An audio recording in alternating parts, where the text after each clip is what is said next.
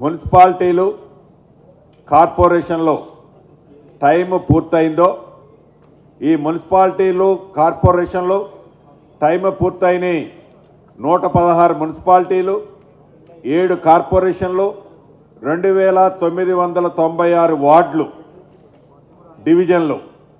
వీటిలో టైం పూర్తయింది కాబట్టి వీలైనంత తొందరలో ఎలక్షన్లు జరపాలని ఆల్రెడీ డెడికేషన్ కమిషన్ నివేదిక ఇవ్వటం జరిగింది. దాని ప్రకారం 2 రోజుల క్రితం రిజర్వేషన్లు కూడా ఫైనలైజేషన్ చేయడం జరిగింది. రాష్ట్ర కేబినెట్ వీటన్నిటి ఆధారంగా 15వ తారీఖు ఫిబ్రవరి 15వ తారీఖు శివరాత్రి ఉంది, 16వ తారీఖు నాడు రంజాన్ ఉంది.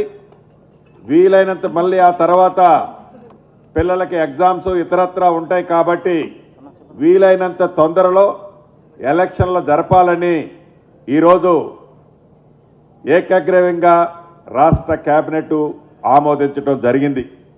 దీంతో పాటు ఏదైతే గోదావరి పుష్కరాలు 2027 జూలై 27 నుంచి ఆగస్టు 3వ తారీఖు వరకు గోదావరి పుష్కరాలు రానున్నాయి. అంటే వచ్చే సంవత్సరం జూలై 27వ తారీఖు. ఈ గోదావరి పుష్కరాలని ఇప్పటి నుంచే ఒక మంచి ప్లాన్తో అద్భుతంగా ఈ గోదావరి పుష్కరాలు కూడా ఏర్పాటు చేయాలని రాష్ట్ర కేబినెట్ ఆమోదం తెలపడంతో పాటు ఈ గోదావరి పరివాహక ప్రాంతంలో ఉన్న బాసర నుంచి భద్రాచలం వరకు ఏవైతే పురాతనమైన ప్రసిద్ధ టెంపుల్స్ ఉన్నాయో ఈ టెంపుల్స్ అన్నీ ఒక టెంపుల్ సర్క్యూట్గా ఏర్పాటు చేసి దీంట్లో ఎకో పార్కులు కానీ అనేక చాలా ఫారెస్ట్ ఏరియా ఉంటుంది. దీంట్లో నదీ పరివాహక ప్రాంతం ఉంటుంది. ఎకో టూరిజంతో పాటు పురాతన ఆలయాలని అభివృద్ధి చేయడంతో పాటు ప్రతి ఆలయానికి మెరుగైన డెవలప్మెంట్ చేయడంతో పాటు టూరిజంగా కూడా ఈ బాసర టు భద్రాచలం ఏదైతే టెంపుల్ సర్క్యూట్ చేయాలనుకుంటున్నామో దానికి ఒక కన్సల్టెన్సీని కూడా ఫైనల్ చేశాం.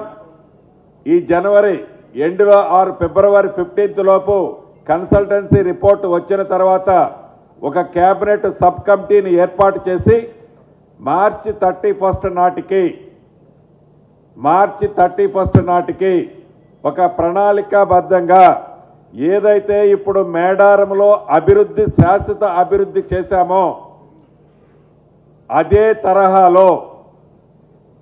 తరహాలో ఈ Basara to Bhadrachalam temple circuit, ఈ మధ్యలో ఉండే టూరిజం డెవలప్మెంట్, ఎకో పార్కులు అన్ని వసతులని ఏర్పాటు చేసే దాంట్లో భాగంగా మార్చి 31st లోపు దీన్ని డిసైడ్ చేయాలని, దీనికి కేబినెట్ సబ్ కమిటీని కూడా అతి కొద్ది రోజుల్లో ఫైనల్ చేయాలని ఈరోజు కేబినెట్ ఆమోదం తెలపడం జరిగింది.